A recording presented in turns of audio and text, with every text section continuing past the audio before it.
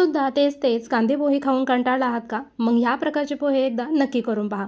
त्यासाठी पोहे इथे मी चाळून घेतले आहेत.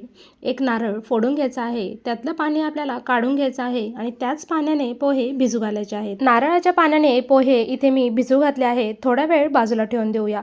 तोपर्यंत पुढची तयारी करूया. इथे मी ओलं खोबरं किसून घेतलेलं आहे. हिरवी मिरची, कांदा आणि कोथिंबीर बारीक असं कट करून घेऊया. तुम्ही पाहू शकता ही सुरी एकदम मस्त आहे की ती बारीक असं याने चिरलं जातं.